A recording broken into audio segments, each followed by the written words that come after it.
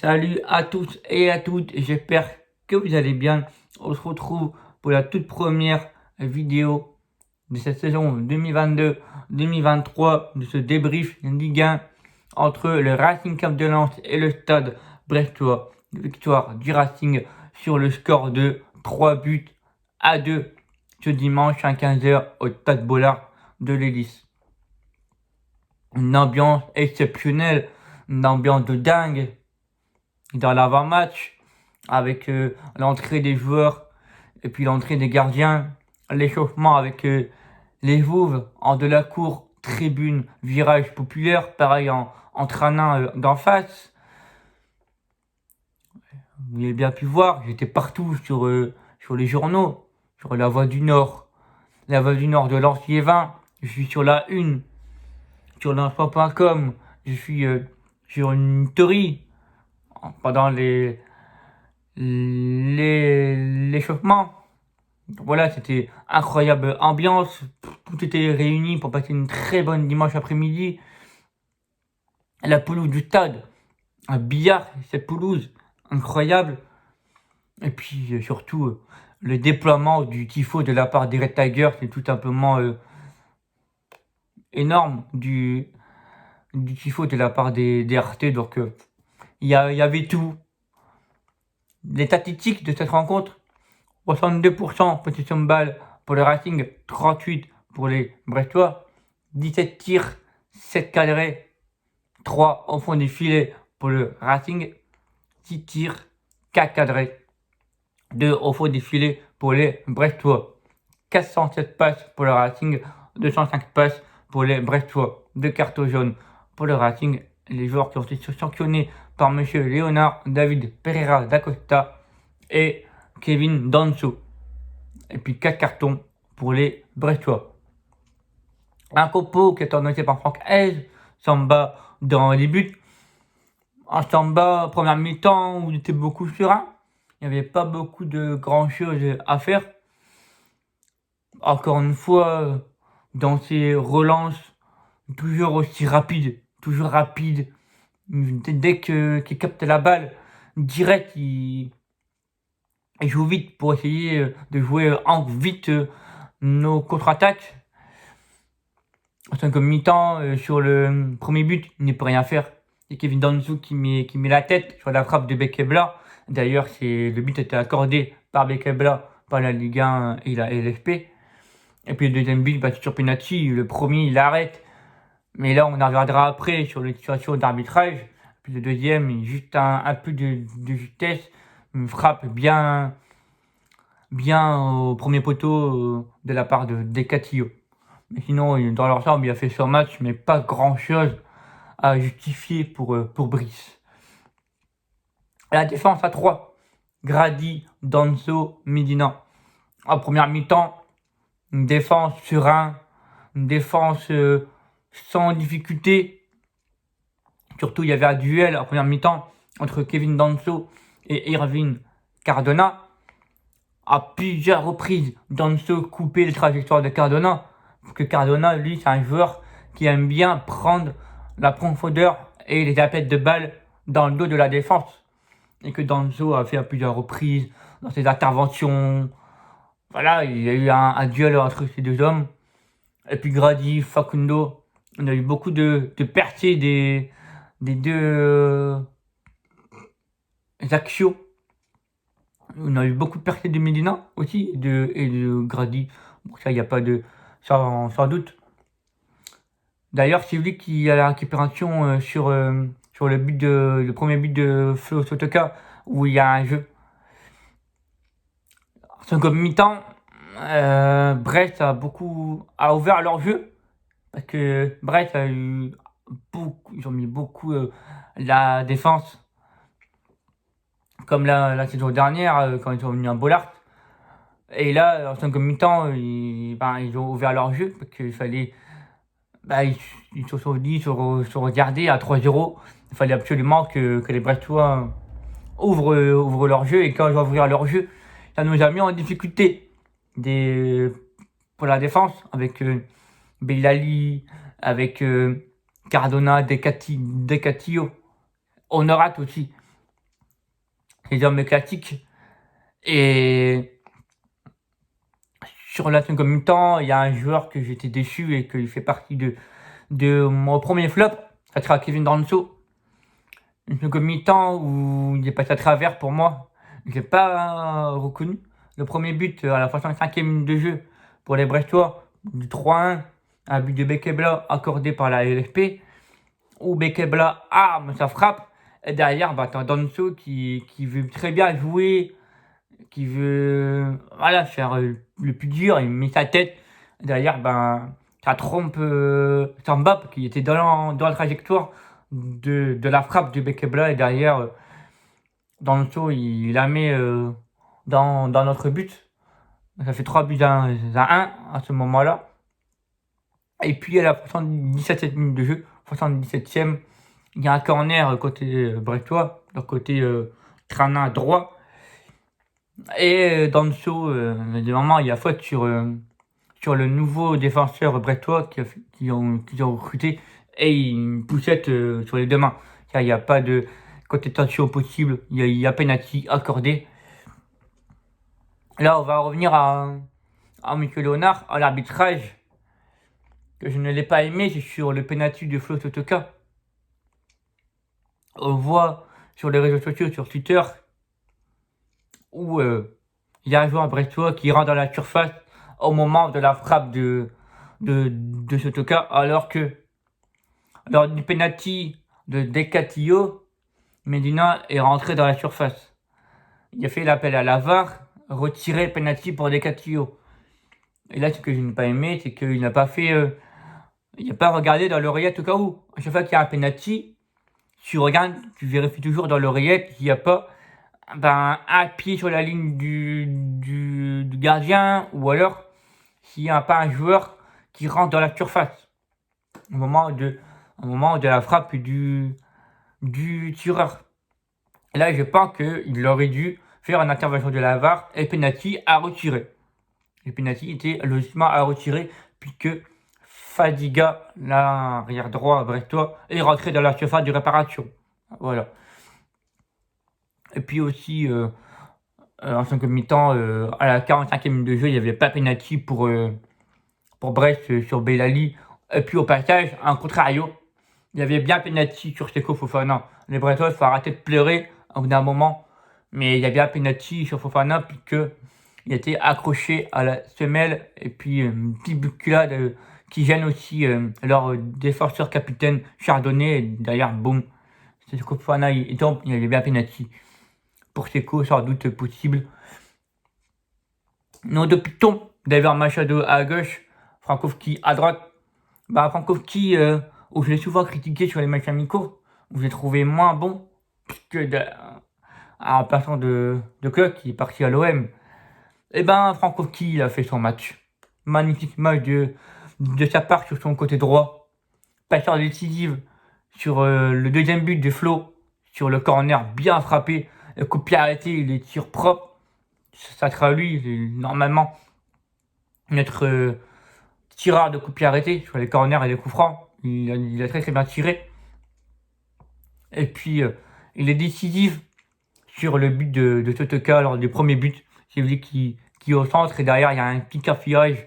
Mais il n'est pas hors jeu du Frankowski puisque derrière, c'est pas Chardonnay, mais un autre derrière, c'est Fadiga qui met son pied et on voit bien la ligne de Prime Video que Frankowski n'est pas hors jeu, qui couvre Frankowski. Donc le but est bien accordé de la part de Léonard. À droite, à gauche, pardon, David Machado que j'ai bien aimé son match. Il y en a qui ont dit qu'ils n'ont pas trop aimé, mais moi j'ai très bien aimé puisque David Machado, lui, c'est plus pour gérer les aspects défensifs. À chaque retour, il a été présent, il était solide. Sur Fadiga, il a beaucoup gêné. En première mi-temps, on l'a bien vu, où Fadiga, il a essayé de prendre en profondeur, mais David Machado était là pour contrer, pour le prendre des vitesses et récupérer beaucoup de ballons. Il a fait beaucoup de fautes, il a fait beaucoup de choses. David Machado que j'ai très très bien aimé, surtout au côté gauche. Alors oui, ça sera pas Frankowski où il va prendre la profondeur. C'est pas quelqu'un de comme ça, c'est quelqu'un qui prend son temps et quand on lui donne la balle, on l'a bien vu, hein. Sur la seconde mi-temps, sur le centre de Openda où il met sa tête, c'est pas quelqu'un qui prend la profondeur, chose que fait Frankowski et Cabot. Mais sinon, très bon match de Dever. Et comme je vous le dis, pour moi, ça va être sa saison à lui. Ça sera sa saison pour Machado. Et j'ai très hâte j'espère qu'il va montrer beaucoup de choses sur cette nouvelle saison. Au milieu de terrain, Abdul Samed associé à Seko Fofana. Seko Fofana, alors certes, c'est pas le Fofana voilà, qu'on a l'habitude de voir, mais il était intéressant dans son jeu de corps. Ce jeu de corps, ce jeu en avant, toujours, toujours là. Et l'image de son penalty, son jeu au corps, roulette, et puis il l'emmène derrière Fauchage dans les phases de transition de contre-attaque. Il est toujours présent, il amène le joueur. Il y a eu des bonnes combinaisons avec Flo Totoka, Flo, Dacosta, Openda.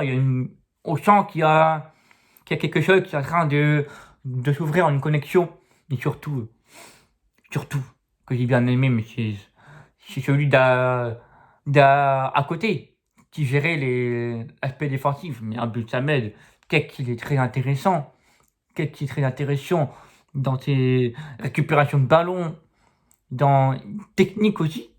Plus technique que Cheick Doucouré, pour moi. D'après que je regarde les matchs en replay et je trouve qu'il est beaucoup plus technique que Cheick Doucouré. Ils vont vite faire oublier, ça c'est sûr. D'ailleurs, au passage, Cheick Doucouré et Arnaud Calimendo ont regardé le match et ils ont d'ailleurs posté sur leur story Instagram. Donc, très bonne entame, une première pour Samed en Ligue 1. J'ai bien aimé de sa première récupération de balle. Je sais pas si vous vous souvenez, mais à la première mi-temps, où il fait une sacrée récupération de balle dans les pieds. Et derrière, ça ramène une profondeur de Flo Tucker lobé sur Openda. Sur cette action-là, était incroyable. Nos deux numéros 10 devant Openda. Je vais commencer par Dacosta. Pour moi, Dacosta, c'est un petit flop pour moi. Trop fantomatique. Trop. Je l'ai pas beaucoup vu à plusieurs reprises. Plutôt en seconde mi-temps où on l'a beaucoup vu. Où il a participé à l'action avec Openda. Où Grady mène en profondeur de Sotoka qui emmène Openda dans la profondeur de Dacosta et Bizot derrière il fait une belle intervention. Et puis aussi une autre à un moment donné en seconde mi-temps, c'est aussi la profondeur de Openda sur Dacosta au moment de la profondeur de Dacosta il arme un lob. Et derrière, ça a été pour mettre la balle du 3-1, la balle du 3-0. Et derrière, après juste ça, Dacosta, première mi-temps, je ne l'ai pas beaucoup vu.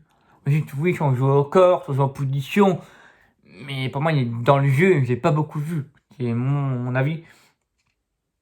Openda, très bon match de sa part. Christopher Herrel, il a été alloué sur ce match. Même au physique, à l'épaule, il s'est fait manger par Openda.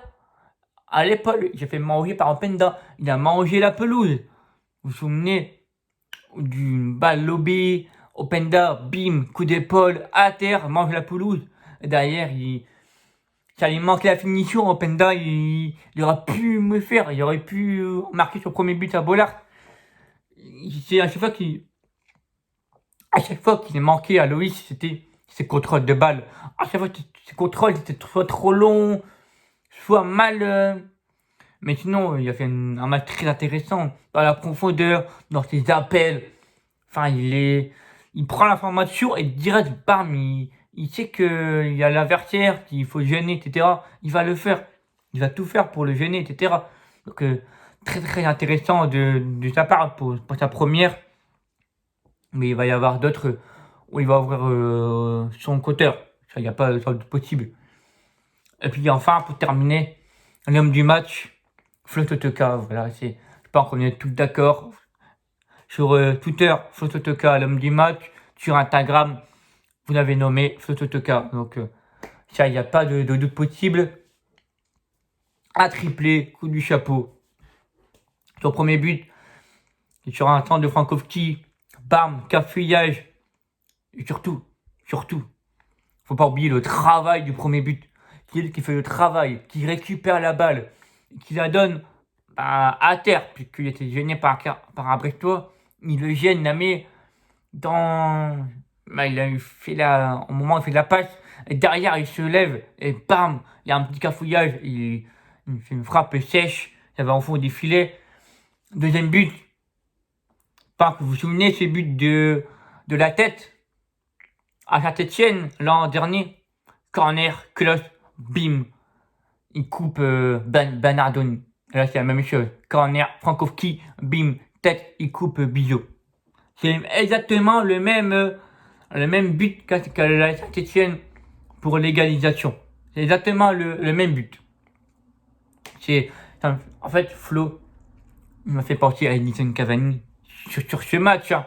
À chaque fois qu'il fait une coupe de tête, c'est du joueur intelligent. Son énergie qu'il a dépensé, ses duels, hein, on revient. 6 duels gagnés sur 10 au sol et aérien. 2 duels gagnés aériens sur 4. 8 tirs, 3 buts. Le troisième but, oh là là, Fofana, oh là là là là. Ça me rappelle quelque chose, ce but-là. Vieira, profondeur, contrôle, Bergkamp, bim, lob. Fofana, dans la profondeur, dans la course de Flo, contrôle dans les pieds, parfait. Et derrière, un petit lob à la Angelito Di Maria, la spéciale. Voilà, tout simplement. Tout était réuni. Tout était réuni pour Flo. C'était ça, c'était son après-midi. Il aurait pu en mettre 4. Il aurait pu en mettre 4 avec les penalty. Il aurait pu en mettre 4 qui était à retirer. Mais je crois que j'ai trouvé qu'il avait trop pris de la confiance sur ce penalty quand il a frappé. Il s'est arrêté et derrière, Bizot a tout de suite pris la formation. Et derrière, il fait belle manchette à gauche. Vu de votre télé, vous le voyez à droite, mais au vu du stade, vous le voyez à gauche. Il fait une belle manchette sur sa main ferme. 53 ballons touchés. 77e minute du jouet, 8 tirs, 3 buts, 4 cadrés. D'ailleurs, il est actuellement le meilleur buteur du championnat en Ligue 1. 3 buts, coup du chapeau, 9 sur 10. Voilà, je comprends. On enlève moins 1 puisque le penalty était raté. S'il aurait mis une penalty, il aurait eu un 10 sur 10. Mais tout simplement exceptionnel de sa part. Et dire que Flo a été souvent critiqué la saison dernière. Et là c'était incroyable. Moi, au stade, lors du troisième but, et oui, moi, étant une idole, c'est... Voilà. Deuxième but des Flo, qu'est-ce que je fais? J'enlève mon maillot, je célèbre. Voilà, le troisième, je me mets en larmes. Oui, j'avais trop d'émotions. Quand c'est ton idole qui fait un match comme ça, à un moment donné, tu as des émotions. Voilà, c'est un petit peu moins énorme, mais derrière, tu as toute la bière. À chaque but lance-toi, je me prenais toujours une verre de bière dans la tronche. Toujours. Mais bon, voilà, puis derrière un coup de soleil, voilà, c'était incroyable, une excellente après-midi, tout était réuni, mais une victoire où j'ai quand même stressant dans les 10 dernières minutes. C'était stressant, alors tu mènes 3-2, tu mènes 3-0, derrière, coup d'envoi, bam.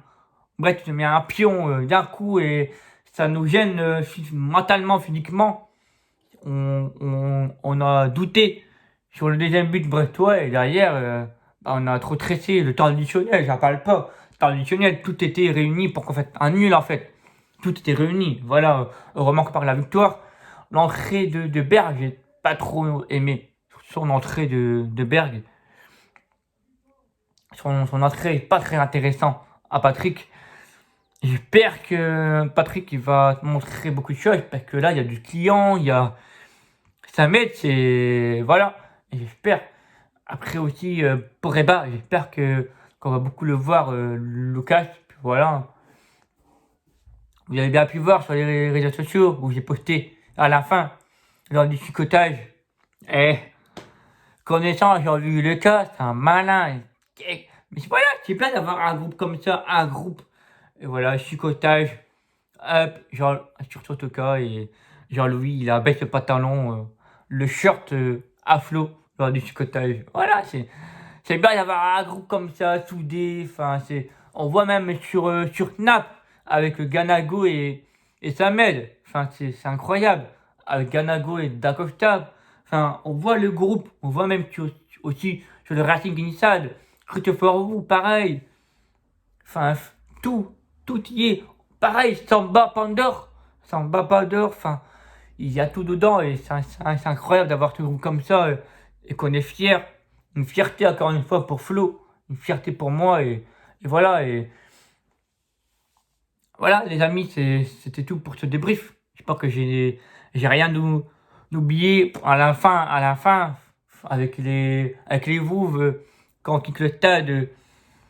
Voilà, c'était incroyable. Le chicotage, ils étaient les drapeaux. Enfin, c'était incroyable. C'était incroyable après-midi. Voilà, c'est pour ta première journée, il y en aura plus.